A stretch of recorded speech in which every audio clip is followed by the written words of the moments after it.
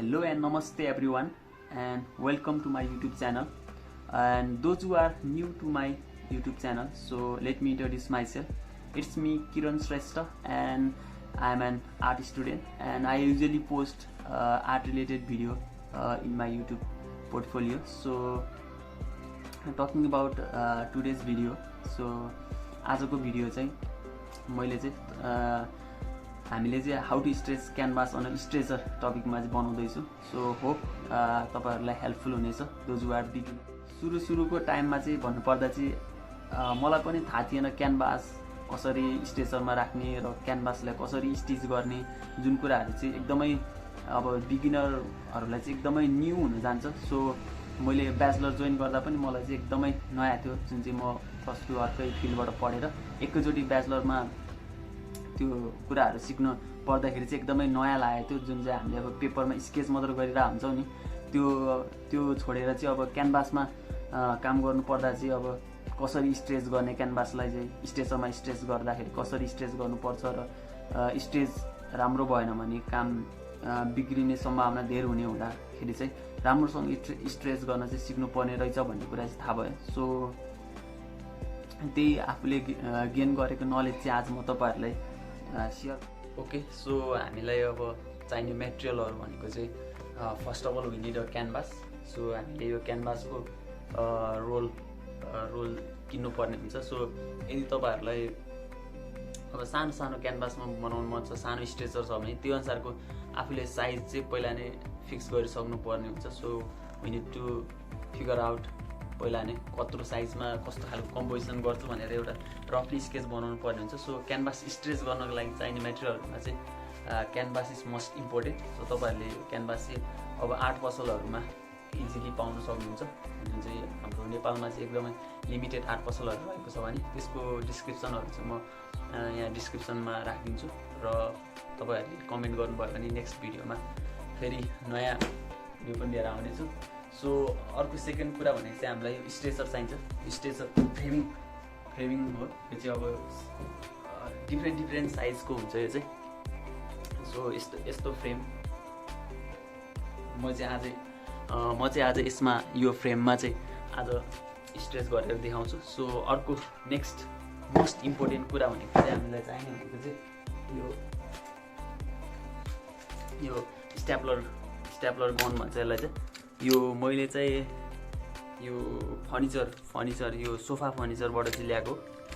तपाईहरुले आर्ट पसलमा गएर अब क्यानभास स्ट्याप्लर दिनु भन्यो भने पनि दिन्छ. सो तपाईले हार्डवेयर पसलहरुमा पनि पाउन सक्छ यस्तो स्ट्याप्लर गन भन्छ, स्ट्याप्लर गन भन्दो रहेछ बेसिकल्ली चाहिँ. त्यो लिब्याओ कम्पनीको यसले चाहिँ एकदमै राम्रोसँगले यसको यस्तो हार्ड सर्फेसमा हान्दाखेरि पनि त्यो स्टिच राम्रोसँग हुन्छ. So let's begin.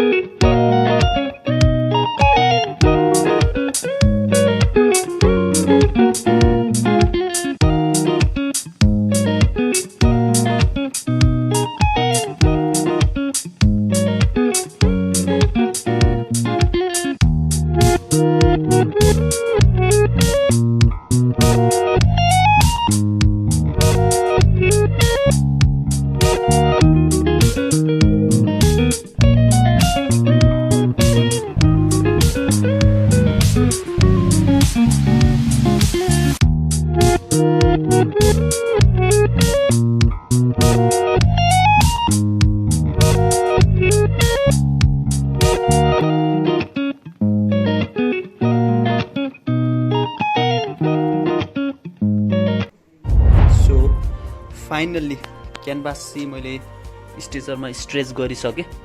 So it looks like this. अहिले चाहिँ यो यस्तो देखियो, यस्तो देखिन्छ।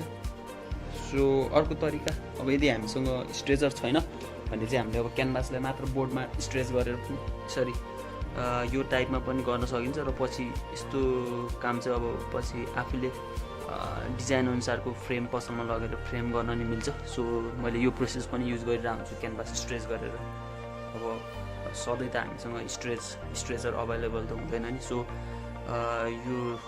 यो प्रोसेसबाट पनि हामीले पेन्टिङ गर्न सक्छौँ। सो पेन्टिङ गर्न चाहिँ कुनै पनि हिसाबले चाहिँ रोकिँदैन। सो आजको यो भिडियोको कन्टेन्ट चाहिँ थियो how to stretch on canvas stretcher, किनकि अब मसँग नि अब स्ट्रेचर अभाइलेबल थियो र मैले पनि काम गर्न लागेको भएर यो प्रोसेस देखाइरहेको छु। होप तपाईँहरूलाई हेल्पफुल हुनेछ र अपकमिङ डेजमा पनि अब यो क्यानभासमा कसरी म पेन्टिङ गर्छु भन्ने कुरा हामी देखाउँदैछु। र यसमा चाहिँ मैले चाहिँ ग्रेट आर्टिस्टको न्युड पेन्टिङ चाहिँ म यहाँ कपी गर्न लागिरहेको छु। सो त्यो प्रोसेस पनि म अपकमिङ डेजमा चाहिँ अपलोड गर्दै जानेछु। होप तपाईँहरूले